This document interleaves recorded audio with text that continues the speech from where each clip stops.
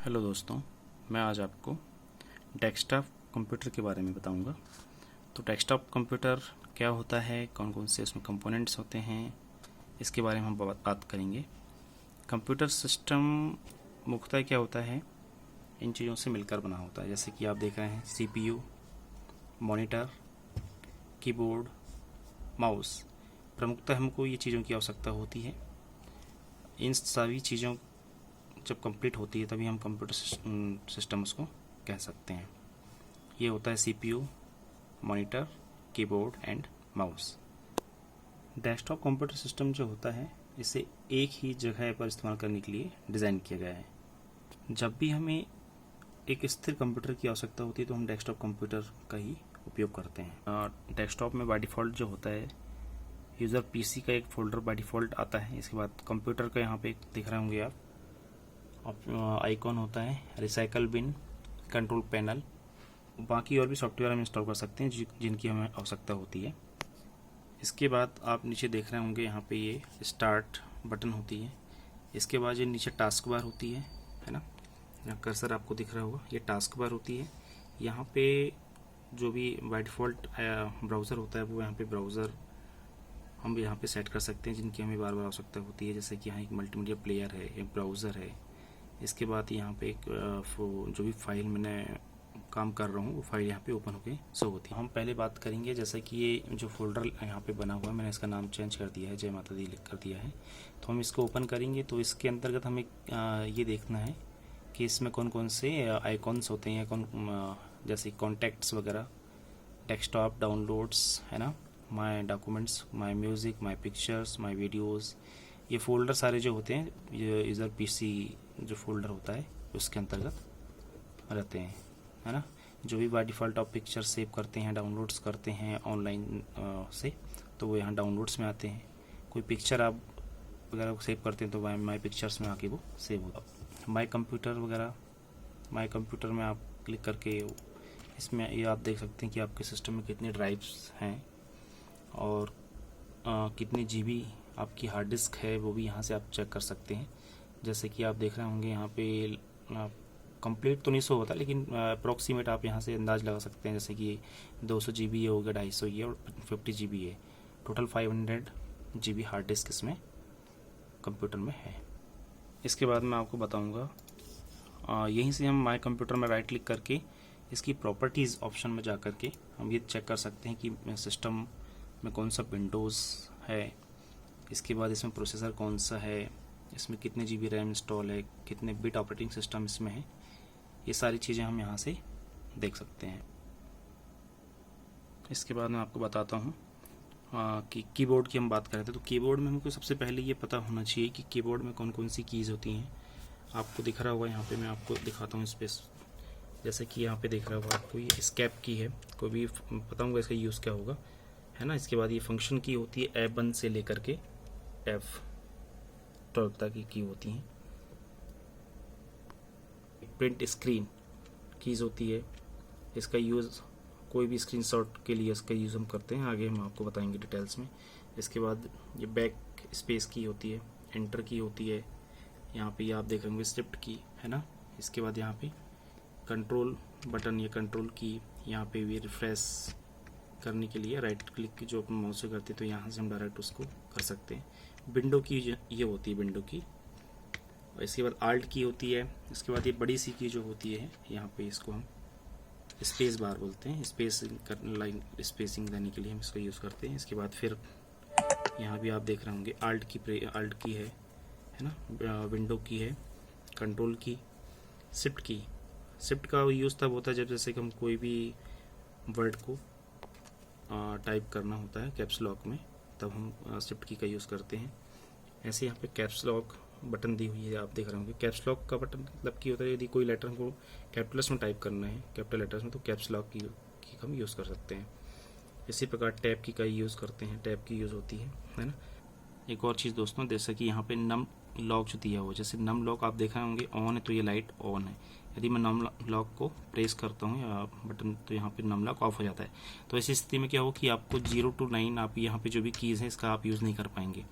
Num lock of है तो, यदि नम लॉक ऑन है, ये लाइट आप देख रहे होंगे लाइट ऑन हो गया, तो इसका इस कीबोर्ड में इस की का इनकी का यूज़ अपन आसानी से कर सकते हैं।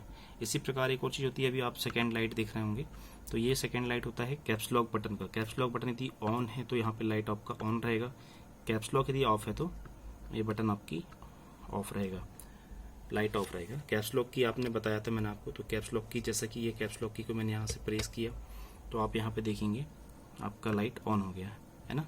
इसका मतलब जो भी आप टाइप करेंगे कीबोर्ड में, जो भी लेटर्स आप टाइप करेंगे कैपिटल लेटर्स में आपको प्रदर्शित होंगे। कैप्स लॉक ऑफ करेंगे तो आप जो भी लेटर्स हैं स्मॉल लेटर्स में टाइप होके आप देखेंगे ना। इसी प्रकार दोस्तों माउस के बारे में समझ लेते हैं अपन। तो माउस में क्या होता है, ये जो लेफ्ट साइड जो होती है वो लेफ्ट की मतलब कि इसको हम फर्स्ट क्लिक बोलते हैं, लेफ्ट साइड, और राइट साइड पे जो की होती है इसको राइट क्लिक या फिर डबल क्लिक मतलब सॉरी राइट क्लिक है ना, राइट साइड पे जो क्लिक होती है। इसके बाद बीच में आप देख रहे होंगे जो बटन है इसको स्क्रॉल बटन बोलते हैं। कोई भी डॉक्यूमेंट को आपको जैसा कि पेज ऊपर अप करना है तो इसको हम आगे की ओर करेंगे, डाउन करना है तो डाउन की ओर इसकी को प्रेस करेंगे। स्टार्ट बटन पे अपन क्लिक करेंगे। स्टार्ट बटन में क्लिक करने के बाद आप देखेंगे सिस्टम में क्या क्या चीज़ें इंस्टॉल है आपको यहाँ पे दिख जाएगा, जैसे कि गूगल क्रोम ब्राउज़र इंस्टॉल है, MS ऑफिस 7 इंस्टॉल है ना, PDF के लिए एडोब रीडर है यहाँ पे, पेंट प्लस तो बाय डिफ़ॉल्ट प्रदर्शित होता है, कैलकुलेटर है यहाँ पे, टाइपिंग के लिए टाइपिंग मास्टर मेरे पास है। इसके बाद ये विंडोज़ मीडिया प्लेयर प्रदर्शित हो रहा है। और दोस्तों मैं आपको ये बताना भूल गया कि यहाँ पे हम जैसा रिसाइकल बिन का आपको दिखता होगा, रिसाइकल बिन में क्या होता है कि कोई फाइल जो हम डिलीट करते हैं तो बाय डिफ़ॉल्ट रिसाइकल बिन में आके सेव हो जाती है। इसी प्रकार कंट्रोल पैनल में जो भी चीज़ें हैं, जैसे मैं आपको क्लिक ओपन करके दिखाता हूँ। कंट्रोल पैनल पूरा एक कंट्रोल सिस्टम बोल सकते हैं इसको, कि जो भी अपने कंप्यूटर सिस्टम में जो भी फाइल या फिर सॉफ्टवेयर इंस्टॉल है उसकी सारी इन्फॉर्मेशन आपको यहाँ पे दिखती है। कंट्रोल पैनल से सारी सेटिंग्स को हम लोग यहाँ से कंट्रोल कर सकते हैं, चाहे वो प्रिंटर की सेटिंग हो, माउस हो। इसके बाद दोस्तों मैं बताता हूँ आपको, जैसे कि डेस्कटॉप कंप्यूटर में हम लोग शॉर्टकट की का यूज़ भी बहुत आसानी से कर सकते हैं। कंट्रोल ए का ऐप जैसे हम इस्तेमाल करते हैं, कंट्रोल ए आप देख रहे होंगे, सारी फाइल या फोल्डर को सेट करने के लिए कंट्रोल ए का हम लोग यूज़ कर सकते हैं, है ना। इसी प्रकार कंट्रोल सी कॉपी करने के लिए, जैसे कोई फाइल है, ये फाइल है, इसको कॉपी करना तो हम कीबोर्ड से कंट्रोल+C की प्रेस करेंगे, और पेस्ट करने के लिए कंट्रोल V। तो क्या होगी, ये फाइल आपने देख रहे होंगे, ये जो फाइल है यहाँ पे शॉर्टकट कीज नाम से जो फाइल बनी है तो उसकी एक कॉपी हो गई। कंट्रोल V मैंने किया तो डबल उसमें ये आप कॉपी देख रहे होंगे ना।